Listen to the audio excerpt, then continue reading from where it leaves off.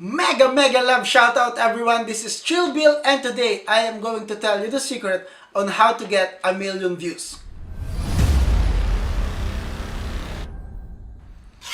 But before we begin, if you are new on YouTube and needs idea on what to vlog, please check out my video 50 plus no budget vlog ideas for YouTube. Before we begin, you should bear in mind that getting 1,000,000 views doesn't happen overnight, unless of course you are Mr. Beast and you have over 50 million subscribers. Now when you upload your video, make sure you cut it a lot. Remove the idle moments, remove the dead air, remove the moments wherein you are still thinking of the next word you have to say, remove the boring moments. Why? Because this will help your viewers stay engaged on your video.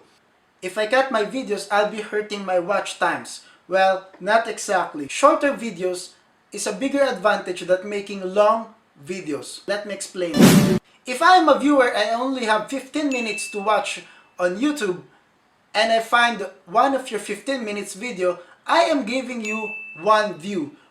But if you have 5 3-minute videos, and each video gets recommended by the other video, I am already giving you 5 views in 15 minutes instead of 1.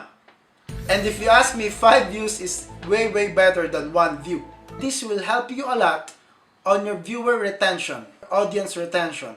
Now the question is, why is audience retention important? YouTube loves videos that people keep on watching. And videos with consistently high audience retention and watch time have the potential to show up more frequently in search and suggested locations on YouTube. And another way to get your video suggested is by recommending it yourself. In the beginning of this video, I asked you to watch this video, my video. And by doing that, I'm making you a potential multiple views viewer.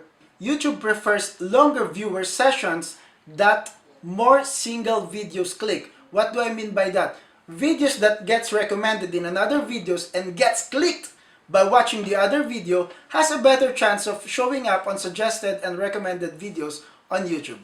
Well, of course, you won't know when your videos will be recommended, so keep on uploading. I just watched a video recommended to me after being uploaded 8 years ago.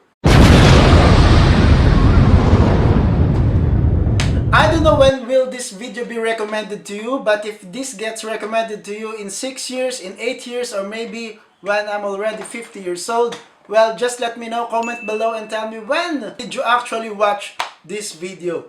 All I can say is that keep on uploading, do it every day, but don't force it out or you might stress yourself. Have fun, keep on uploading because you'll never know when your video will explode. Because you'll never know when your video will explode. By the way, the moment I'm recording this, I have 421 subscribers and thank you so much for subscribing to my channel. Well, that's it for now. Thank you for watching. If you've actually liked this video, don't forget to subscribe and hit that notification bell. And yes, help me get this to 1,000,000 views. This is Chill Bill. Thank you. Bye.